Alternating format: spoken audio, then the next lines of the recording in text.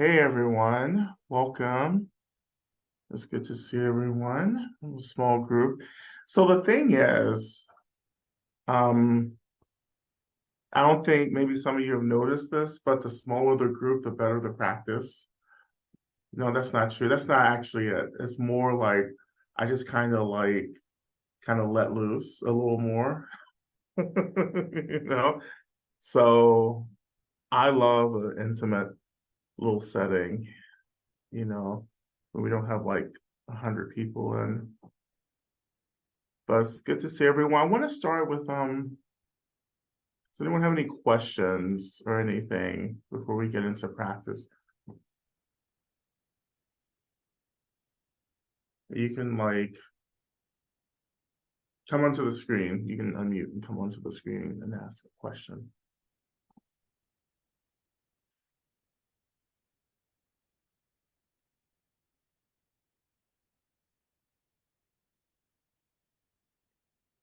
Well, you know me.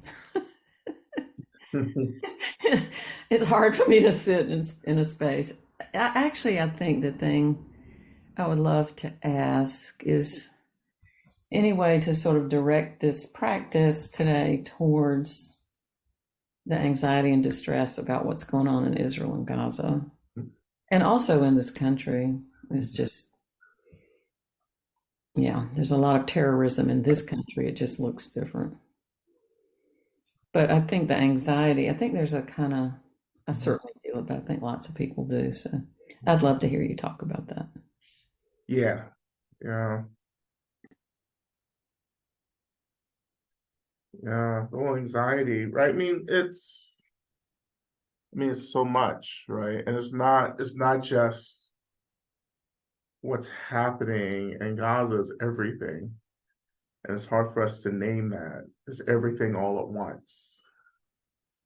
So it's not just this moment, it's past moments, it's the anxiety of our ancestors, it's climate anxiety, it's existential anxiety, it's the anxiety around death and dying, it's all the unmetabolized trauma that just kind of gets packed away, and then crisis happens and everything pours out.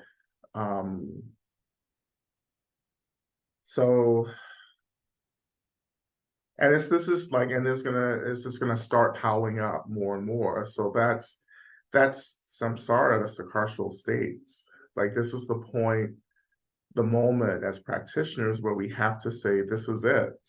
Like, this is what samsara is, or the carceral state is. It's not supposed to be utopia. That's another realm that we have to earn. Like, that's a meritorious realm. That's Shambhala, right? Even Shambhalians can't get there. you know, their whole tradition is based upon that mythology. Which for me is not mythology. I do believe in other realms where beings have this high level of merit that actually elevate them, out of like this very coarse experience of suffering, right? That's collective liberation. We all start lifting together. Right now, in terms of collective liberation, is a handful of us trying to lift the collective. And that's why it's so heavy for some of us. It's for some of us, yeah, like, we've done our work, we've been doing our work for many lives. Like, this is like we're bodhisattvas and all of that. So what we experience isn't necessarily just what our stuff, it's everyone's stuff. That's what we commit to, you know. Um, but still, it's still a handful. Literally, comparatively, it's a handful of us trying to lift the collective. Has always been a handful of people coming into realms like this and lifting the collectives up. What is that quote? Um, is it Florence Nightingale who said, the along the lines of like, something about change has ever only been created by just a few people. You know the gist of that, but it's true, actually, like it's very true. And this is why calling in our supports right now is really important. Seven homecomings, the earth, everything. This is why we have to really deeply root and ground in this. The trauma, the pain, the delusion. The delusion itself is a colonizing agent for so many of us. The ways in which our brokenheartedness or our terror of experiencing brokenheartedness is actually weaponized, you know, against others, in various ways. And at the end of the day, freedom is only through the hurt, it's only through the brokenheartedness, but that's the hard lesson here. But that's the lesson that the handful of us have to embody for the collective. Like, this is what freedom looks like if we can just let our hearts break and just actually metabolize that heartbreak to awaken deeper care, deeper love, right? Connect to joy, awaken care, right? Yeah. That's really helpful. I just want to say that thank you. That's very helpful as a reminder. And also, I think probably listening to that, which you've said many things like that, is very helpful to hear it today. Thank you. It just gives me a window into the anxiety being a veil between that and grief. Yeah. Yeah. So thank you, Lama. Mm-hmm. Yeah, thank you. I'll probably have more to say as we continue, but I know we have some other questions. Angel, who's next? Angel? Hi, Lama. I had just had a quick question about, sorry, I'm trying to lower my hand, but I'll wait to do that. A quick question about having experiences when working with Medicine Buddha, or specifically Chenrezig. And ways of discerning what the experiences are, and that I usually will play a recording of yours to get me into a zone, and to work with it. And there's just, I think the more I'm getting used to or recognizing that I'm in like spaciousness, that there is just, it's big, it seems vast. And I've been more intentional than previously about the presence of lots of beings, and kind of saying, leave me alone. I'm working with Chenrezig. And so I feel confident and strengthened in that. But I just want to know, like, it just seems really nuanced. So like you've talked about journeying, you've talked about lots of things that just about how emptiness in space is so vast and big. And I just want to fine tune my discernment, because I don't necessarily, like you've really emphasized, and I think I've internalized, like, I don't necessarily want to feel good, but I want to have, I want to do the work. I don't want to get distracted by vastness or wonder or curiosity. I think and my experiences are different than perhaps where you're guiding me, because I think I'm making it my own in certain ways, or I'm just having experiences, and that's okay, because they're just experiences. But I just want to know, how do I discern that I'm in the right place or doing the work and not getting distracted? So basically, you're having all these experiences and practice, and they're really interesting, and then you get wrapped up in the interest of that. And then it gets confusing as to whether this is actually the work or not. Yes. Yeah. Well, it has to be a balance of both. Like, we have to stay curious about what else, because that curiosity, what you're experiencing, is just a reflection of your own experience, that's being mirrored back to you in a way that feels palpable for you, that feels, like you can interact with it. So that always has to be there. So the balance that you're trying to get to is like, oh, this is wonderful. Like, this is happening. This is great. And I want to invite this experience into the overall work of liberation. Right. How do I know what that feels like? Inviting. Okay. I mean, which part? Which part?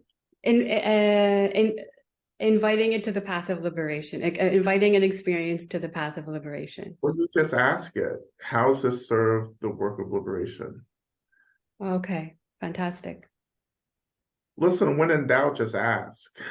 It's like you have to be, in a way, co-creators on this path. Like, I have to do more than just say, okay, I just want to get free and just let things happen. I have to always be directing, and getting clear and saying, oh, this is a really wonderful experience, right? Let's bring this back in. Even pleasure, as I talk about all the time, like pleasure can be invited into liberation as well, always. Yes.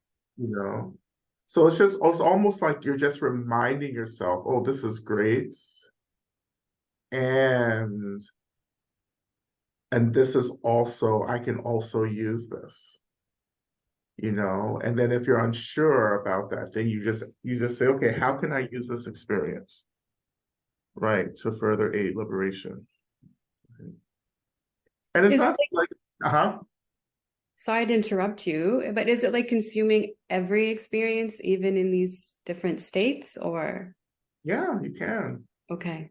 Like everything can be pulled into the work. And so what happens is that you don't get so distracted. You find something interesting, but it doesn't have to be so distracting.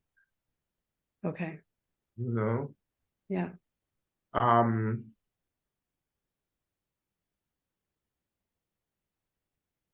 Yeah, and I have all kinds of experiences, like every day, often, and I can say, oh, this is really great, um,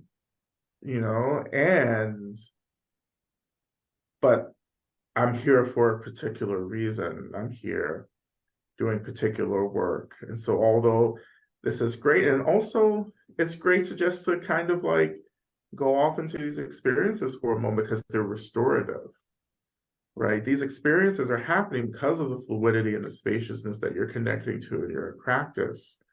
Enjoy that, like you can have fun and enjoy so much, right? The fun is restorative. It offers us the space for us to be in the world to do liberation work right now. So enjoy it. Whatever you get, enjoy it. I think I needed to hear that. I kind of thought about the enjoyment more in like the La hooking practice. But maybe, I don't know what I have expectations of, but I had different expectations of the work. I think I have perceptions of work in this realm, and I'm trying to bring it there, but I feel like I might need to be a bit more open and enjoy that too, the work in the other, and spaciousness as well. Yeah. Okay. Yeah, and to normalize everything. Right. Yeah. Even if you're like, because we have a very similar ability to attune to different frequencies really quickly. And that's why you're getting all these streams of information and communications, right? It's a rare ability, to tune into different frequencies. I mean, that's a channeler's ability to do that. And some people can do a few, right? But like as we've talked a lot about this in the past, right? But some of us have this capacity, we're like radios. Like we can just kind of stream through all these frequencies, all these different channels really quickly all at once, and that gets overwhelming, right? Until you pull back, you say, okay, no, but I have the agency to choose and to focus and to set boundaries, And that's what really breaks a lot of really talented intuitives, is that like they don't have the training to set boundaries, you know. I've been working on the boundary setting, but I think I need to work on the discernment Yeah. in spaciousness and emptiness. And I can do that. I understand what you're saying, and I just wanted some guidance on how to do that. So the feeling it through and asking will be helpful. Yeah. Remembering I'm in charge. Yeah. You're in charge. At the end of the day, you're in charge. Right. And this is a hard thing. This is the first thing sometimes we forget, is that we have agency. It's very blissful. So it's just sort of like, I just want to, I'm catching myself to not just stay in the bliss, but I just needed the guidance of how to navigate. And so I'm going to play around and probably get back to you. Yeah, absolutely. And compassion is always something that we go to as well. Compassion brings us back out of bliss. Okay. It's compassion for other beings who don't have access to bliss. Because what you learn is that you become a conduit for others who don't have access to these higher frequencies and realms. Like you are for us. If you want to say that, I don't want to like promote myself, but My yeah. experience is like you are for me. I won't say for us. I'll say for me. Yeah. Okay. Okay. Thank you. Thank you. See, these are the kind of conversations you get when there's only 15 people in the room, I'm lucky.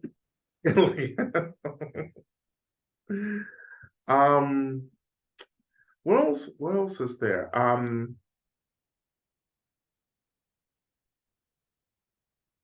Yeah, and then over time, like I've often said before, right? Um, the more we really begin to tune into the nature of things, the softer the phenomenal world gets. So the phenomenal world gets more, it gets softer, its edges soften. It actually, this is how, the more you're awakening to the nature of phenomena, to the emptiness of space and everything, the the phenomenal world gets softer, but more, what's the word? But more like in focus, more tuned, right? So these two things is really interesting. These two things happen. So things seems as if they get really more in focused, but that focus is actually revealing a kind of transparency, a fluidity, right? That begins to disrupt you from like this hyper fixation on the realness of everything. It's hard to get hyper. It's like this. So it's like the instance here. So the phenomenal world is just incense. It's just smoke from the incense, right? So from far away, it's like, it's like, well, I know I'm mixing a whole bunch of images together, but I'm gonna land on one and take it to the end. But it's like, let's go here first. So it's like, again, looking up at the clouds in the sky. And when I was little, I thought, oh, like the Care Bears, like you can live in the clouds and walk on the clouds, right? Until I like flew in an airplane for the first time and I ascended up into the cloud level, and you can see out the windows that clouds are just particles, of water suspended. You can see the same thing in a fog, right? You can walk into a fog and see, water suspended in droplets. But from far away, it looks real. But when you get close, it's like, oh, this is just like little pieces of things coming together, right? So this is the same thing here, coming back to the smoke, right? The phenomenal world, once you start getting really close to it, you're like, oh, this isn't so real. Like I can pass through it. It's translucent, it's clear in a way, right? And that's what meditation and all the supportive meditation practices are actually helping us to do, is to get closer to the phenomenal world and everything that arises in phenomena, where we're able to see and experience like the translucent, kind of fluid nature of everything. And we can only get there if we get close. Awareness brings us close to the thing itself, right? But we'll never have that perception if we're always pushing everything away, if we're always distracted, and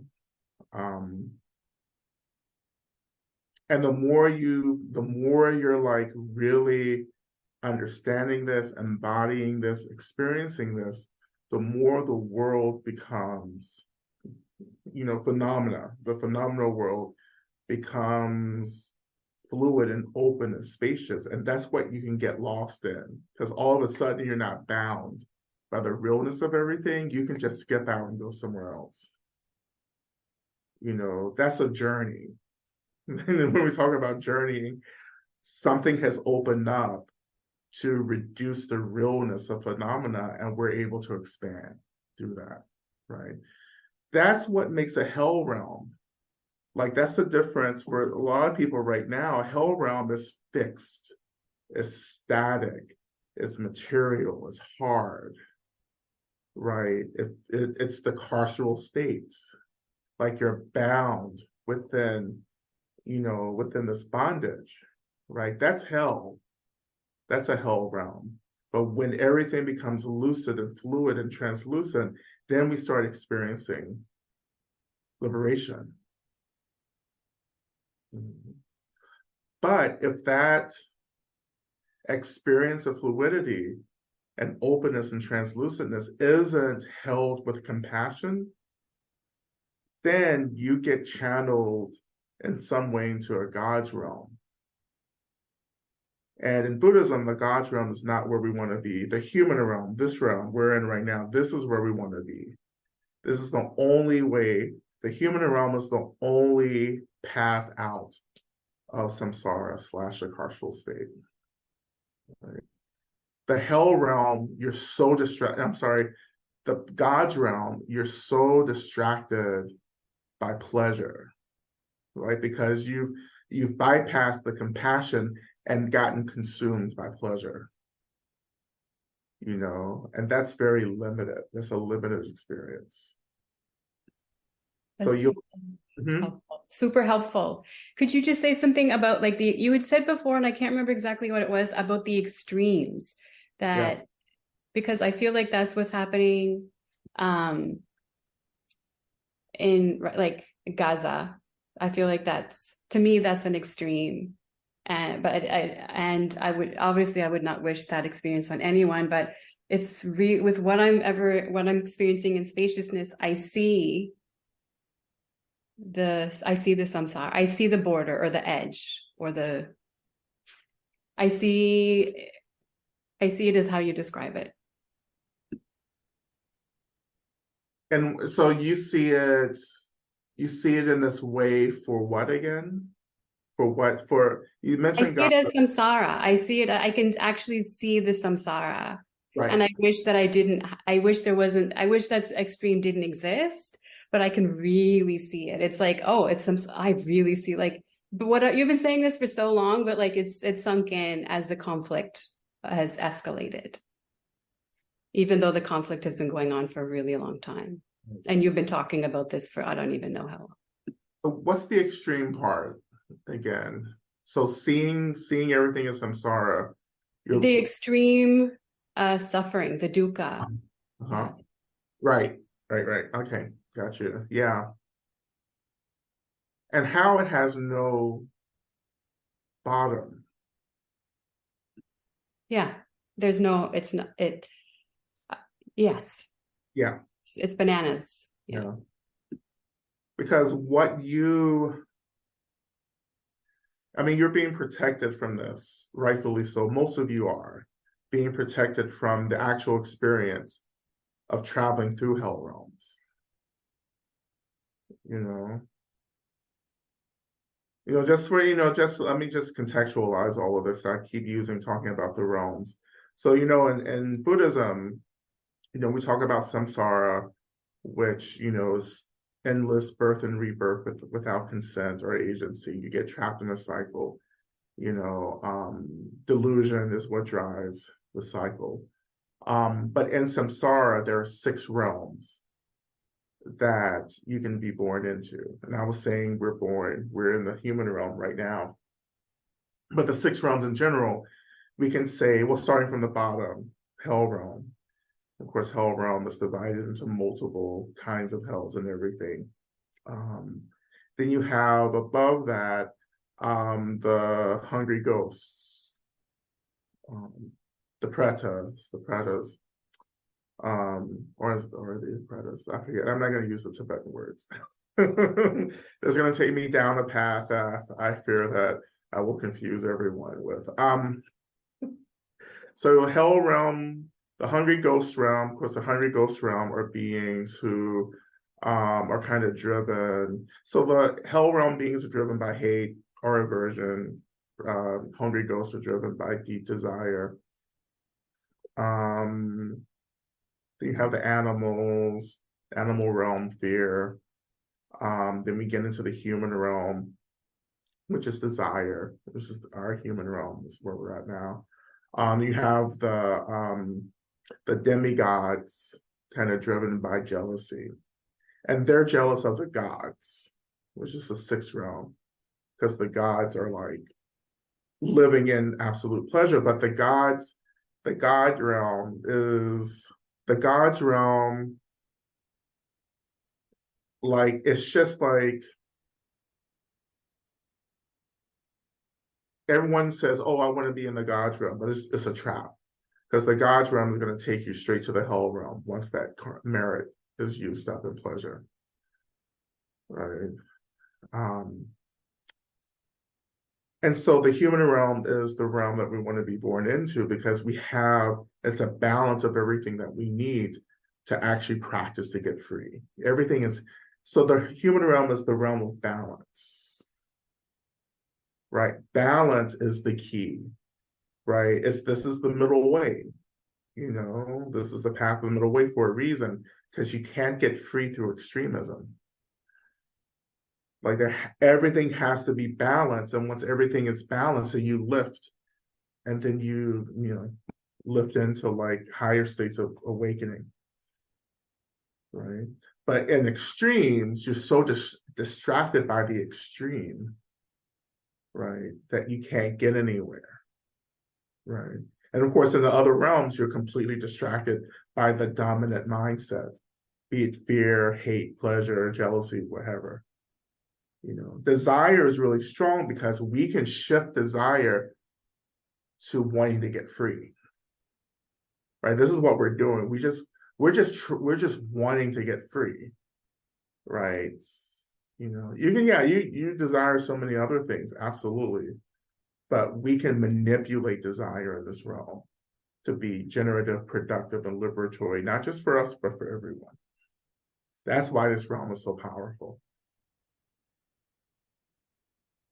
Okay. Who's next? Denise? Is that you, Denise? Yeah. Hi, Angel. Thank you so much for that question. And then the follow-up with extremism. That was sort of where I'm going. I guess the question is, like, for so long, I had a really narrow, limited understanding of what liberation was. And so my desire was directed towards that. And then the more I practiced and the more I got to experience care, really, like love, spaciousness, and care, that started to change. And I notice when this war like erupted again at the beginning of October, I started to doubt my like deservingness, or I don't even want to use that word, but like that it was okay to experience space still. Yeah. Yeah. That was an okay path, and that it was okay to continue to walk that path and not have to like nail my feet to the ground. And so I'm sort of been watching myself like go back like, oh, I don't think so, you know. And so I guess the question is around like trusting space. Mm-hmm. Like a valid, I mean, not even just valid, it also sort of goes into some of Angel's question around like not needing to get like not wanting to get stuck in like a spaciousness that becomes numb or bliss. I also feel like those states are so new to me, that there's some confusion around this. Yeah.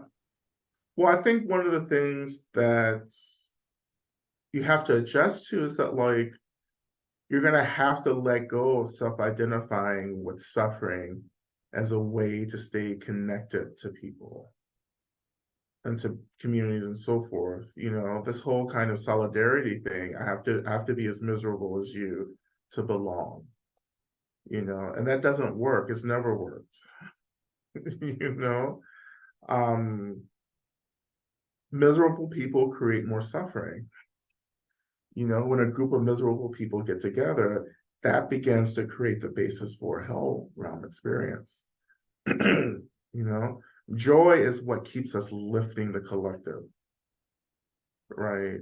It doesn't matter if, you know, we feel safe and resourced, and we know there are people who aren't safe or resourced. This is why we do sympathetic joy practice, or the method of sympathetic joy. It's like whatever good I'm experiencing, I'm going to energetically offer it to others. You know, and that's going to help with, yeah, it doesn't, I'm not going to say it's going to completely dissolve the guilt, but it's going to help us actually shift energy to people. Like this isn't just a mind game that we're doing to feel better, you're actually doing work, right? Everything is energy. So when we shift energy, energy actually moves. It's not our imagination. You know, dedication and merit isn't something we do because like we're told to do. It actually shifts energy to people who need it. Right? We wouldn't be here if there weren't being shifting energy to us.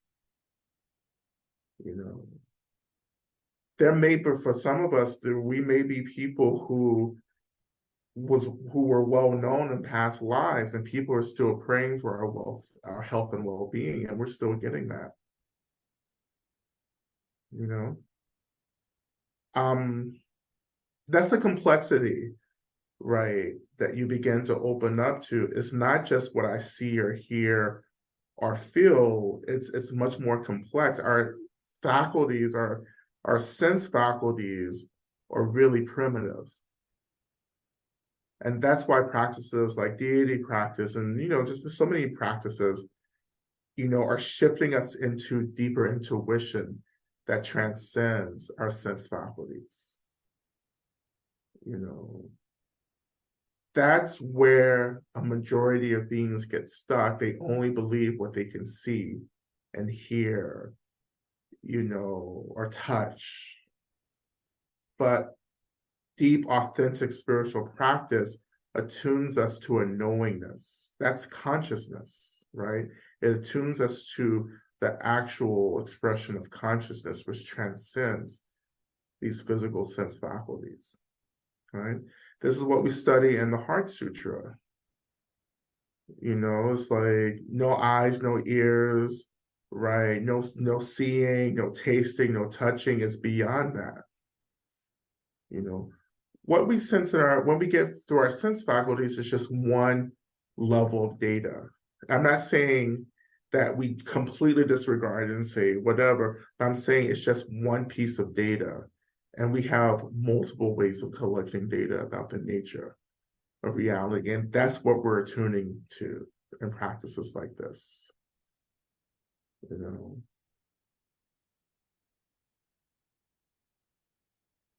And there's always, I mean, karma. I know no one wants to talk about karma because, it becomes such a fatalistic conversation. Like, because karma isn't simple. Like, you don't do A and B happens. Like it's more complex than that. And so you know, the thing that you have to, but eventually you'll get there, is that you begin to see the weaves of karma. Karma is just all of these weaves of energy, like a spider web all together. You can't touch one part of the spider web without the vibration being felt on the other end of the spider web.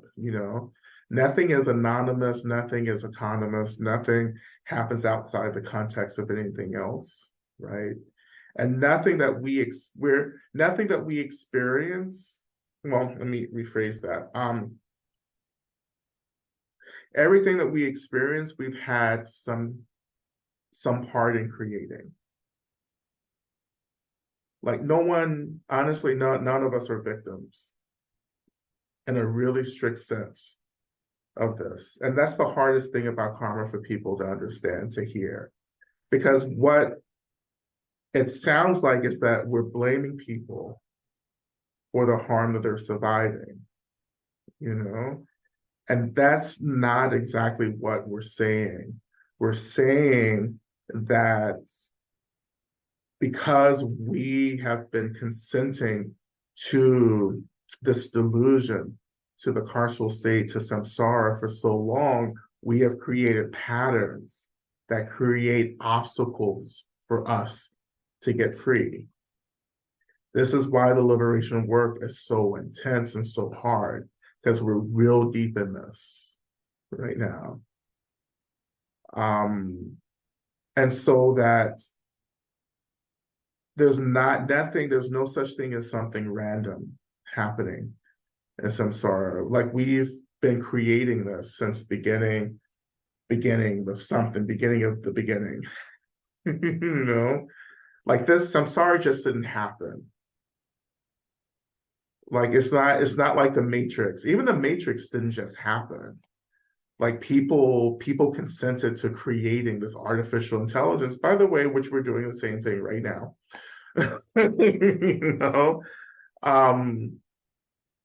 Like we consented to create something, then we lost our agency because the creation became too distracting, right?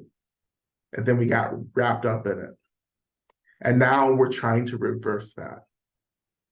This is why bodhisattvas drop into these realities and disrupt, because we're trying to disrupt the machinery. And machinery meaning delusion, hate, craving. Like we're trying to disrupt the machinery that keeps samsara and the carceral state churning, right? Bodhisattvas can only do that because they've disrupted that same machinery for themselves. This is why bodhisattvas are so real. Bodhisattvas can be real difficult, because they're the counter medicine, or like the antithesis, or the counter narrative to the narrative that we're all wrapped up in. And the way they disrupt our consent to a narrative of suffering feels really uncomfortable, and therefore we weaponize our pain against them to erase them.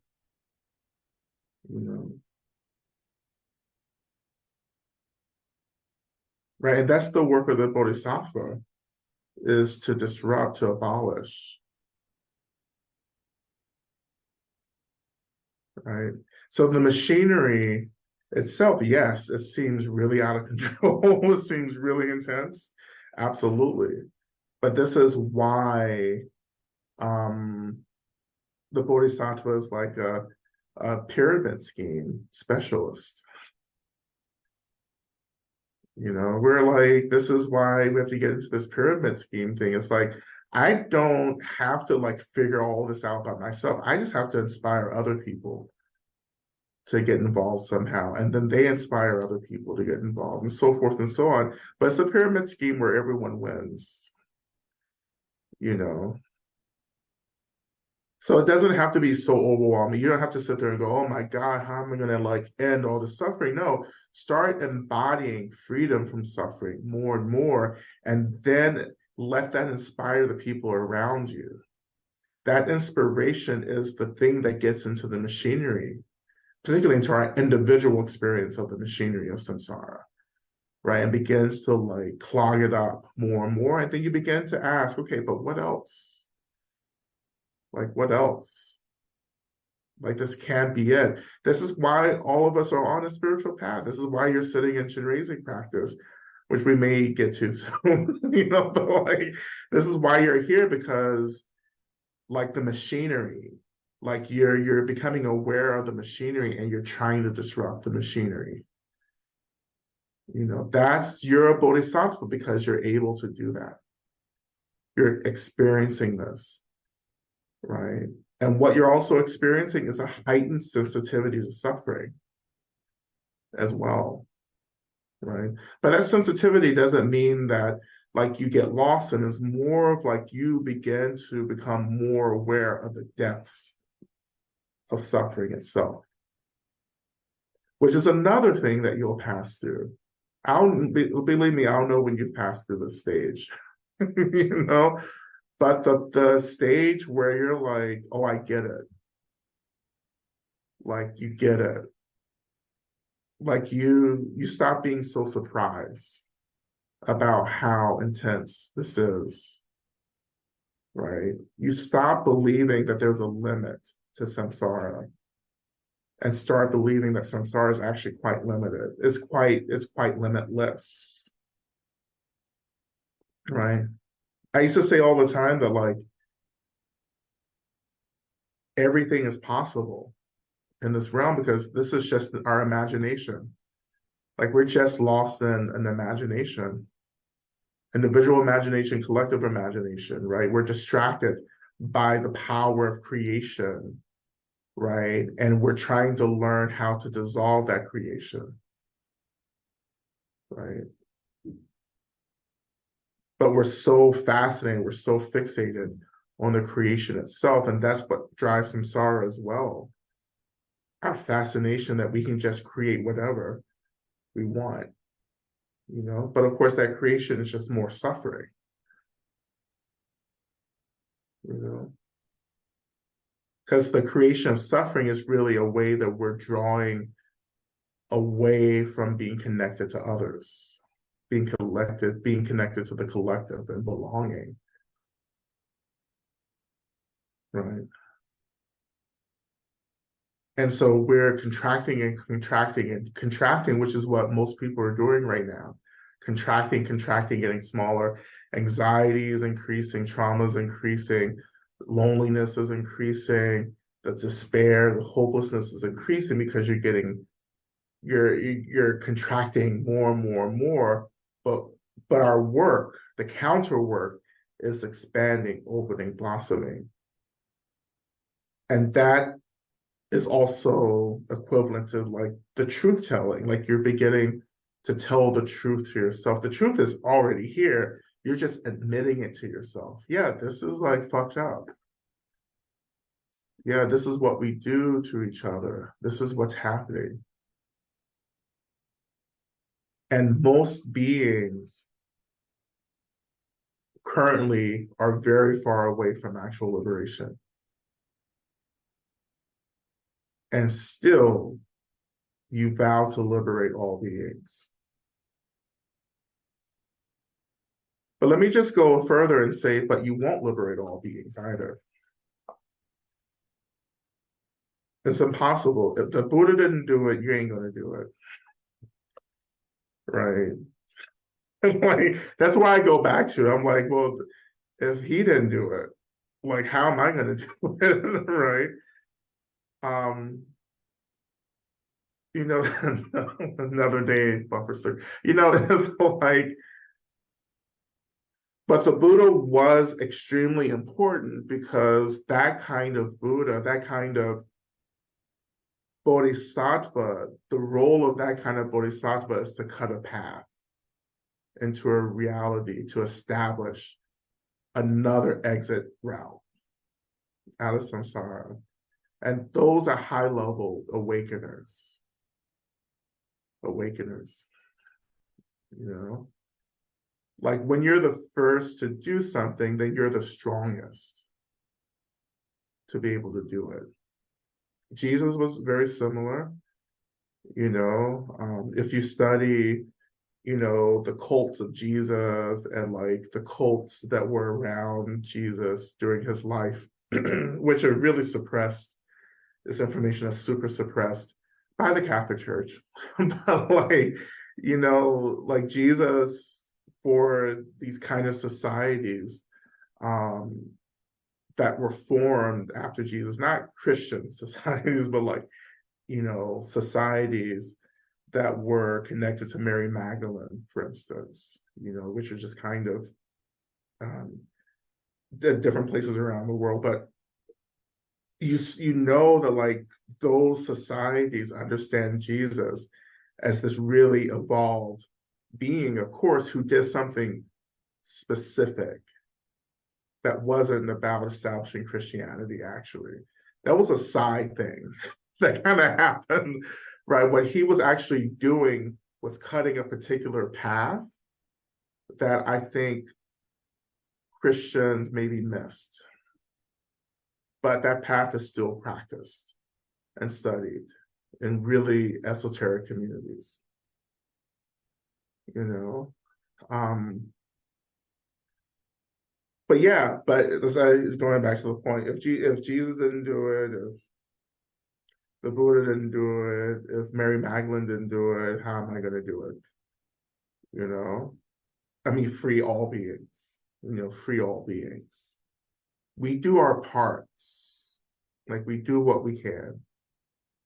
And then we inspire others to do what we can. The Buddha came, laid down this particular version of liberation.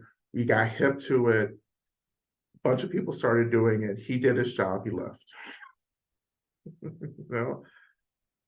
We do our job, we get to the end, and we leave. Right? This is a cycle that's been going on for, I don't know, ever. I don't know. It's hard to explain. But in this world, in this body, in this moment,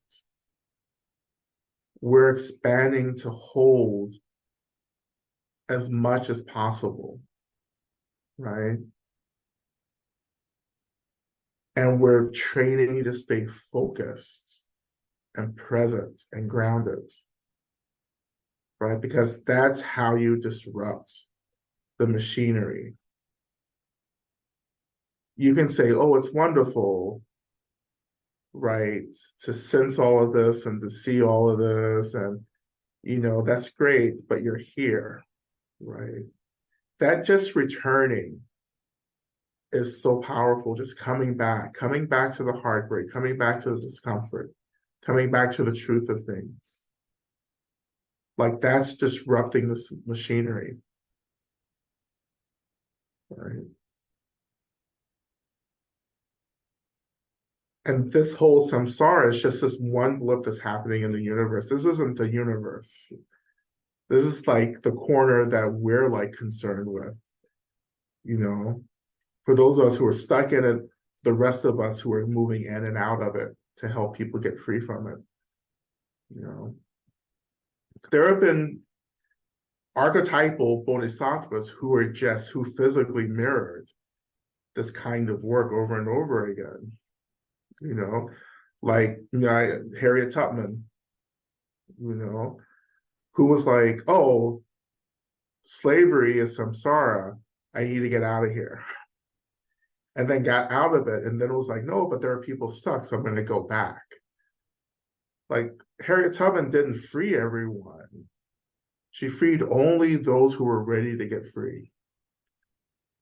Right? A lot more people could have gotten freed if they were ready to run. with her, but they weren't. So we have to understand that, like, again, not everyone's ready to get free, right? And I think some of you you're pushing up against that for the first time. It's like, oh, not everyone's actually trying to get free. There are a lot of people who are just trying to get comfortable. There are really well-known spiritual teachers, mindfulness teachers, meditation teachers who I think they're doing much more harm than good. I'll just say that. I'm not saying that they're malicious. I'm not saying that they're doing ethical misconduct stuff. I'm just saying that they're teaching people how to get comfortable in suffering and samsara, because they don't have the capacity to actually open the door to freedom like the Buddha did for us. To go all the way, because they actually don't believe in going all the way. They don't have the practice to go all the way. They actually shouldn't be teachers to begin with.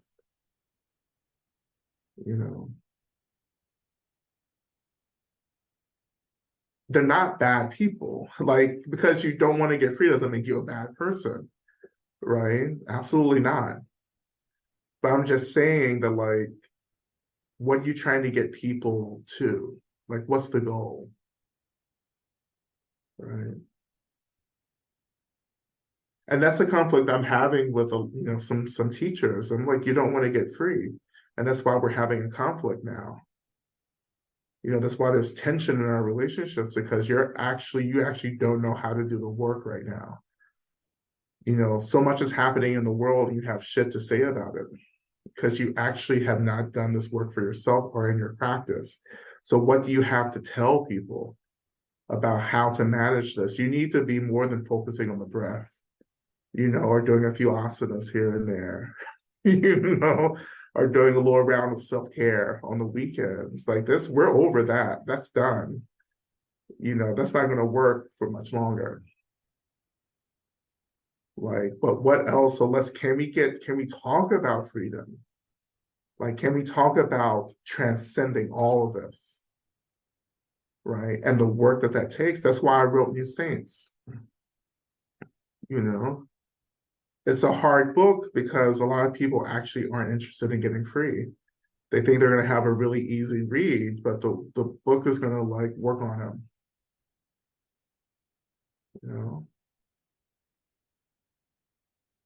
And this doesn't have to be so intense either. I know this sounds really intense. I know some of you just wanted a nice, easy practice today. You're like, I'm just going to sit and love on myself and just feel Chenrezig. We're going to get to that, don't worry.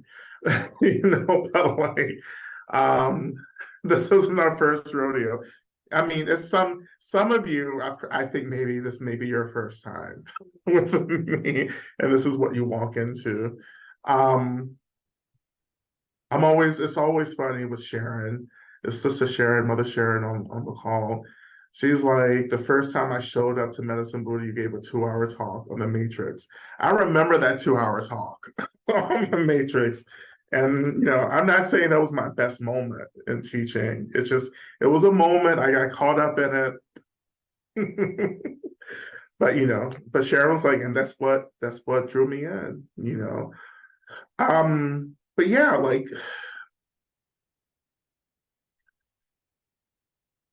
it's so, I just want to communicate before we start practicing. I just want to communicate. I know, and I get this is hard. This feels overwhelming.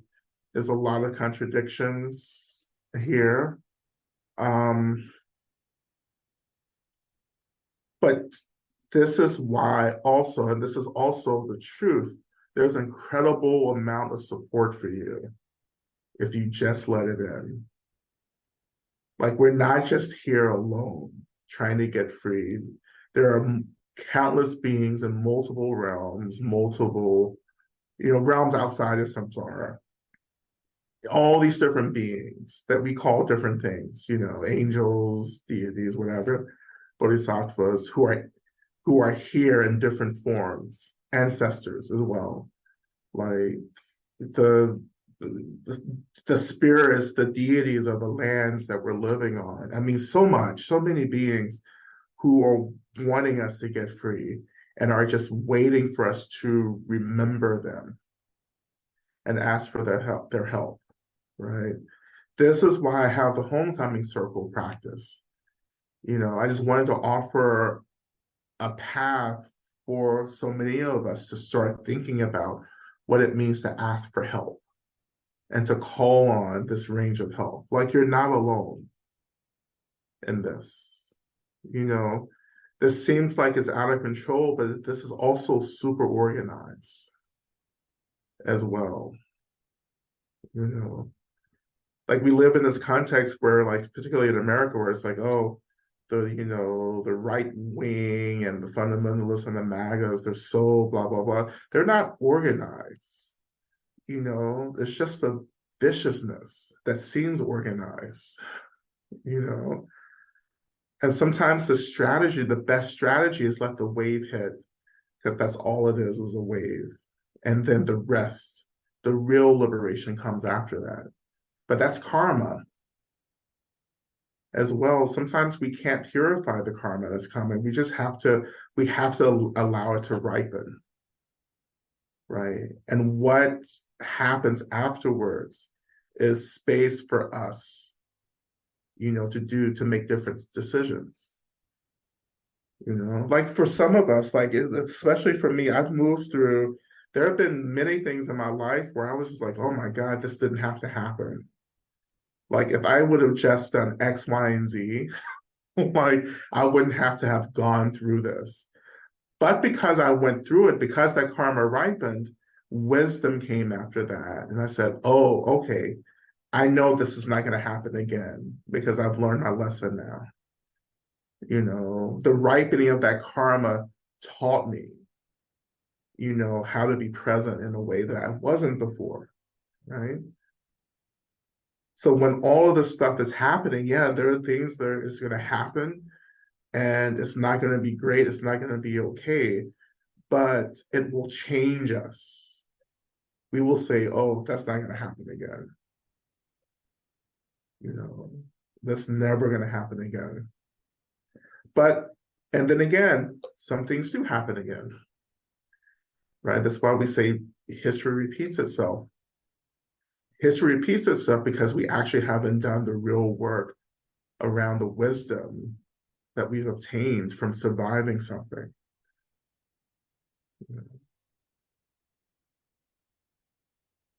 It's a really, I know it's a tough time to be on this planet, but I suspect that many of you chose to be here. And secondly, that means you stop complaining to me about it. No, but seriously, like, I think it's actually okay to complain. I think complaining is legitimate, but it helps release frustration.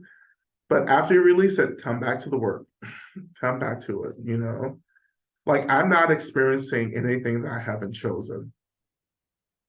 Like, I don't feel a loss of agency at this point in my life. I'm here for a reason, right? I wouldn't be able to do what I'm doing if I didn't have agency to be here. As my Jaya would say when she was alive, you have to consume the chaos. To be able to consume the chaos means that you have a level of agency that you've worked really hard to cultivate. Right? So let's practice. Let's get into a practice. We've had our hour-long question Q&A session. But I haven't done Q&A for like so long either. I mean, we did it Monday night, but I haven't done a lot of Chenrezig Q&A, But it's just like a nice, gentle practice, right?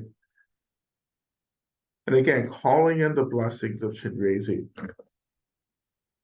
But I want to, again, always start just by allowing your body to come into a position that feels appropriate for you. And with the body, right, it's like we're situated in this carcerality, this phenomenal world that seems really real. And so maybe I can't do anything for the world around me. So therefore we start with ourselves. And of course we start with our bodies as this physical expression of our experience. And we offer care to our bodies.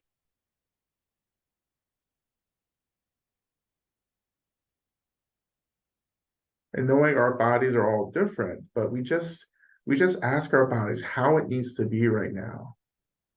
What's appropriate? How should I be sitting? Should I be lying down? Should I be standing up? You know?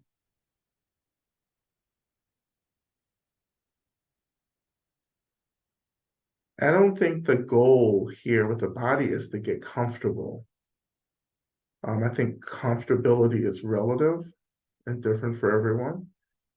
But we just want to get into a place where we're able to hold space for both comfort and discomfort.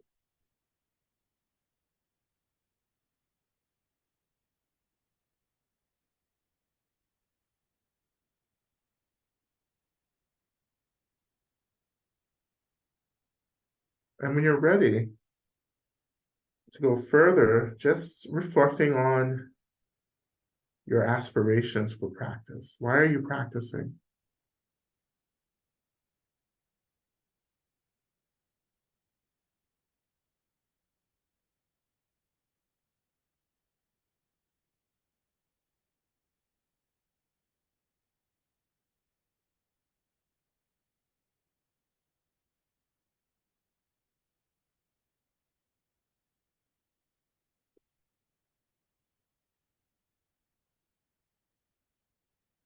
And you're practicing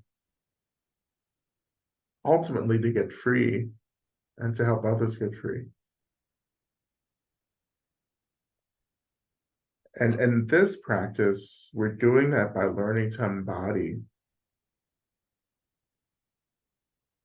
the expression of Chenrezig.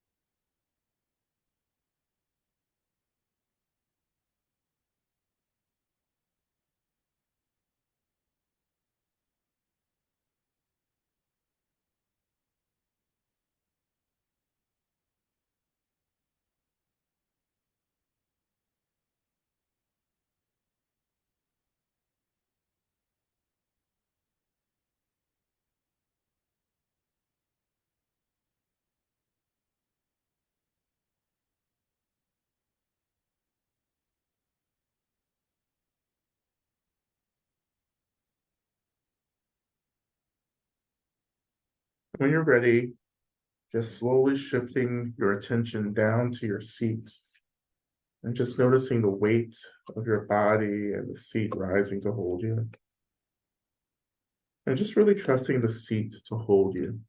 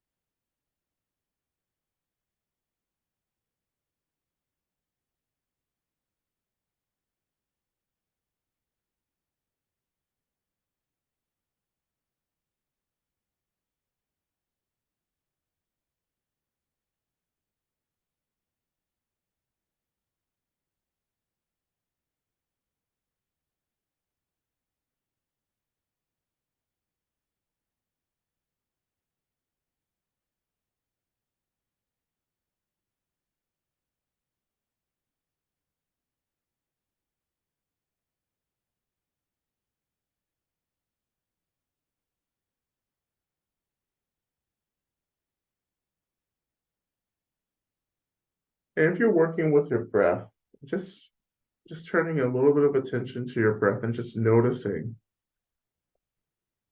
if your breath is feels caught or heavy or muffled. If you're breathing fully, just noticing. I have a sense that some of our breaths feel very limited right now. Excuse me, feel very limited.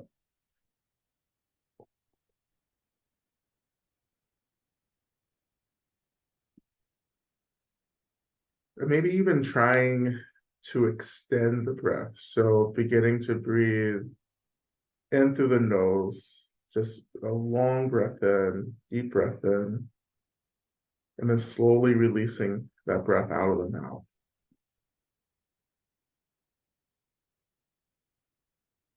And with every exhale, feeling as if you're kind of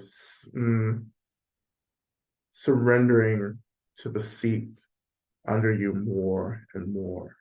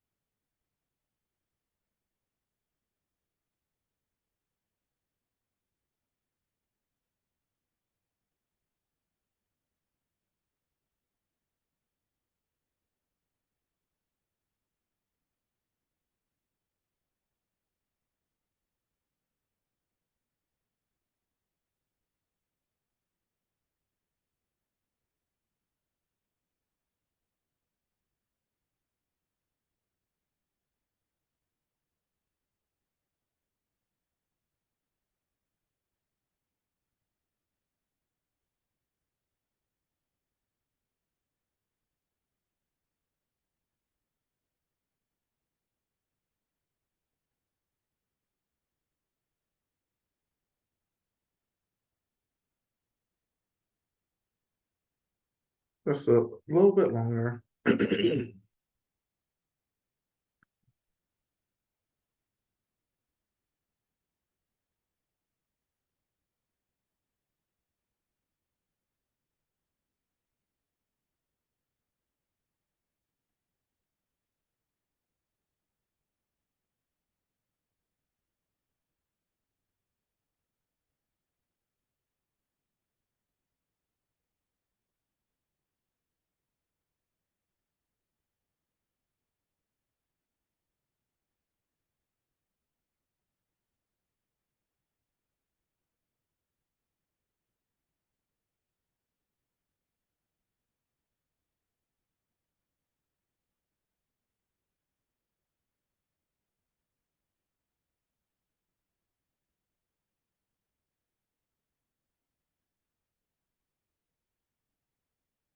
And so when you're ready,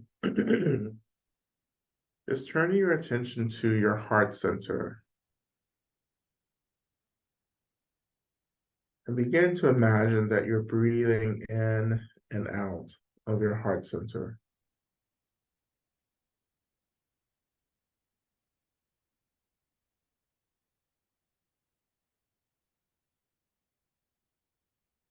And as you're breathing into the heart center, just imagining that there's a warmth that begins to awaken in the heart center.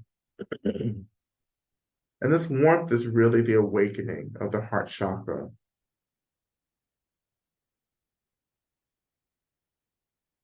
So this energy center, that energy is moving through and around. That's associated with empathy and love, and in this case, Chenrezig.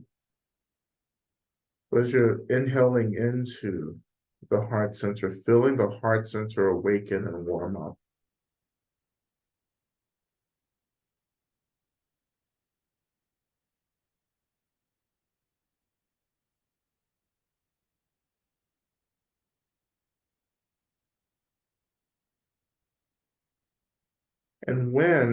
And as you are exhaling, imagining that you're doing an internal exhale. So you're imagining that you're just releasing the breath inside the body. And when you release the breath inside the body, feeling the distribution or the spreading of that warmth from the heart center through the rest of the body.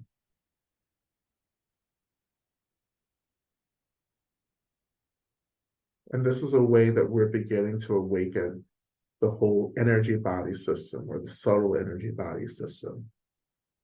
So the system of channels and chakras, beginning to really distribute and strengthen really life force energy right now, prana, in the body.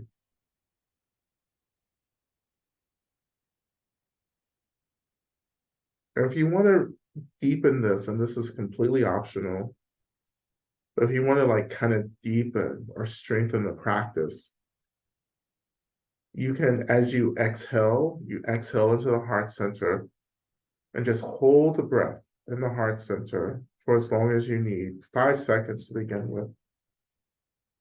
And then after those seconds, releasing that energy throughout the body. And what we're doing, here is really gathering prana, life force energy that rides the breath into the heart center. And holding the breath begins to intensify that energy, pressurizes it in a way. And when you've done all that you think you can do or hold, releasing that throughout the body.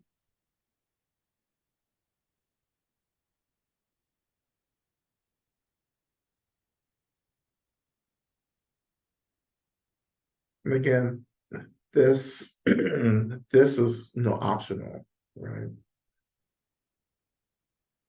But you can hold the breath for as long as it feels appropriate for you.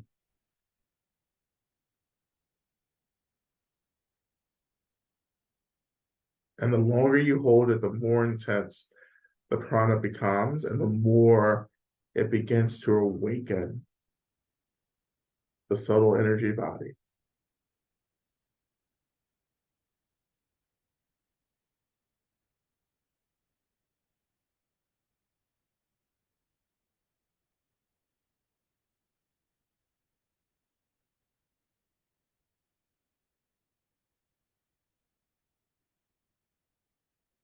And if you get too lightheaded or something like that, come back to a natural breath and just letting that intense accumulation of prana just disperse. So moving at your own pace here is incredibly important.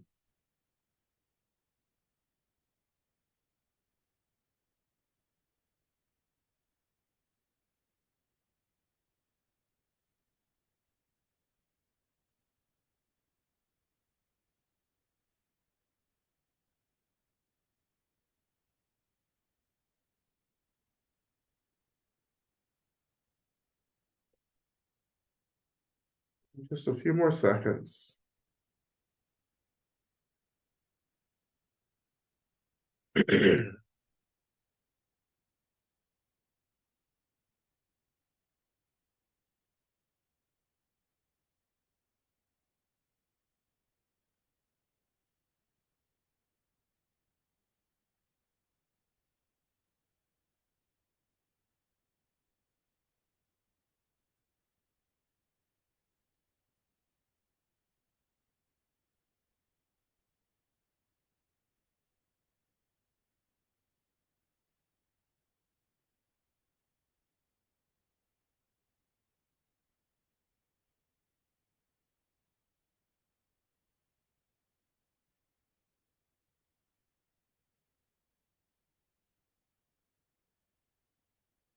And so if you're still working with the breath, it's coming back to a natural breath for a moment.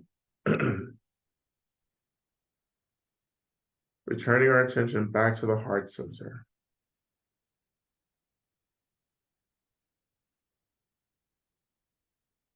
And within the heart center, we begin to imagine that Chenrezig begins to appear, to awaken within our heart center.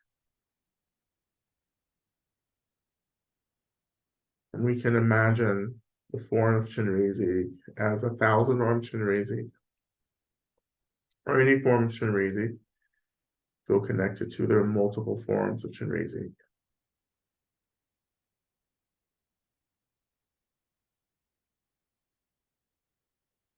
When I say imagine Chenrezig appearing, you can actually imagine in your mind seeing Chenrezig or feeling Chenrezig arise in your heart center.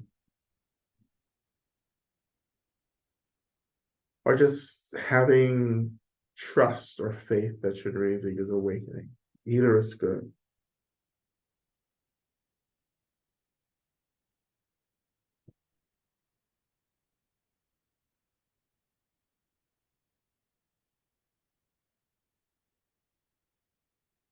But just having a sense that Chenrezig is present for us in our heart centers.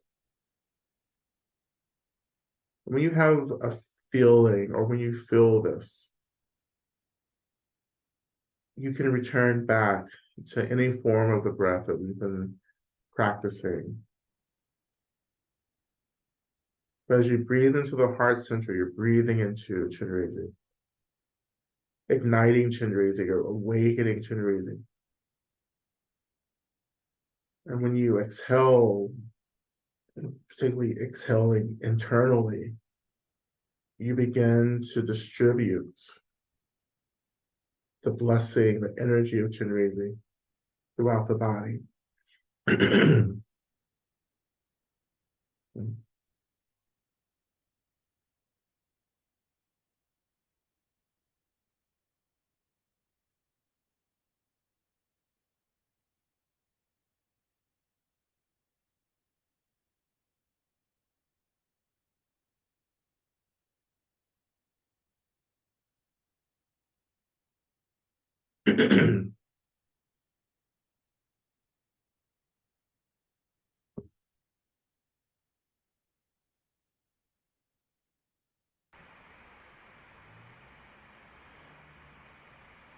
And so from this space, for a couple of minutes, we'll transition into chanting our mantra. And of course, as we're chanting, just imagining that medicine, that Chenrezig is kind of radiating throughout the body. You can still work with the breath as you chant. You don't have to chant. You can stick with the breath or whatever feels appropriate for you, actually. But when I am doing mantra practice and working with the breath practice at the same time, this is I just naturally, whenever I need to inhale for the mantra, I also held the visualization of inhaling into, my heart center. And as I am releasing the breath and chanting, I'm also imagining that this energy is being released, distributed internally throughout my body. So it becomes a little slower, but I think it can really deepen if you align the mantra with the breath and the visualization. Right? Again, Om Mani Padme Hum. I'm going to start with first.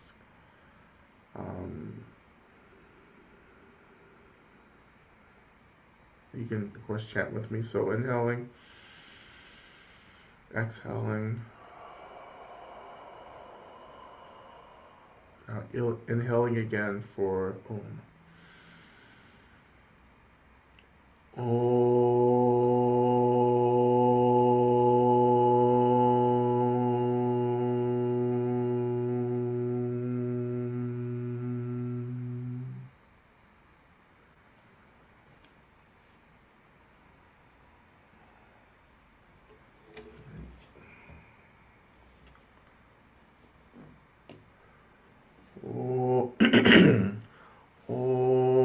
Mani Padme Hum. Om Mani Padme Hum. Om Mani Padme Hum.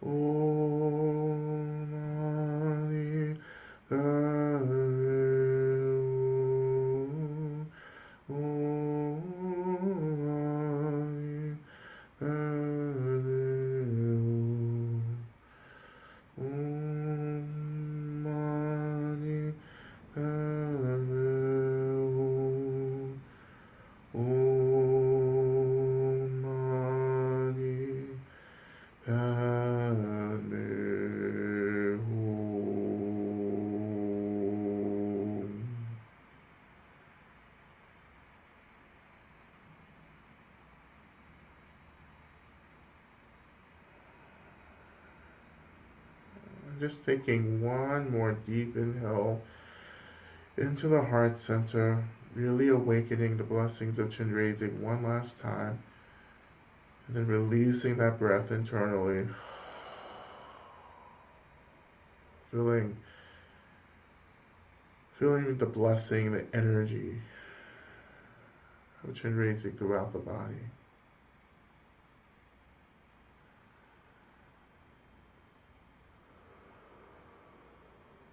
And slowly imagining that the Chenrezig in our heart centers begins to dissolve into our heart centers, and thus throughout our whole bodies.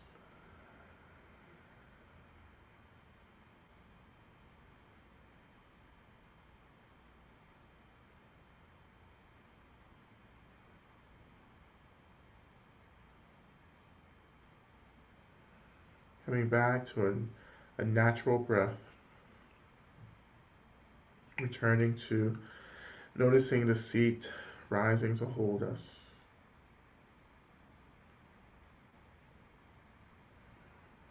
And in our practice, in our personal practice, in this moment, I invite you just to make this final kind of offering of Chenrezig's blessings out to the world, to any people, communities, even our beloveds who really need the blessings of Chenrezig.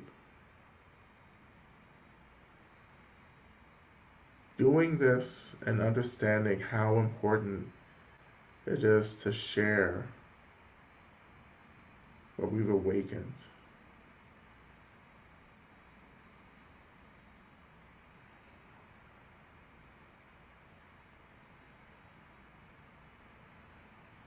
And when you're ready, just coming back into the space and just reawakening your body through any simple movement or stretching that feels appropriate.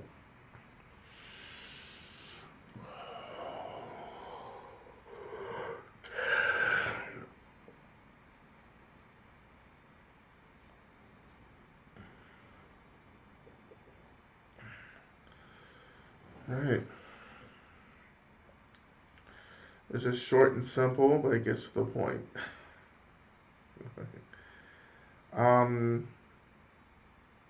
Yeah, so thank you. Thank you so much for your practice today. And I think that's it. I hope, some of you are reading New Saints. I hope you're enjoying it as much as I enjoyed writing it. Which is to say, I hope that you're struggling to get through it. No, it's just a joke. It's a really easy read. So, yeah, I think that's it. I'll see you again at some point. So I have lots of events, lots of like online stuff. So like just check my website, stay connected to the newsletter. Instagram is where we post a lot of stuff because I'm like doing a bunch of stuff. I always forget to announce it for other groups and organizations online. So all that's up and going. But please join me in Durham in December with me and Adrienne Marie Brown. Like no one ever says Adrienne. It's just like Adrienne Marie Brown and Sonia Renee Taylor.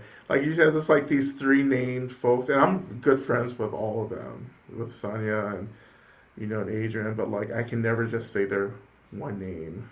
No.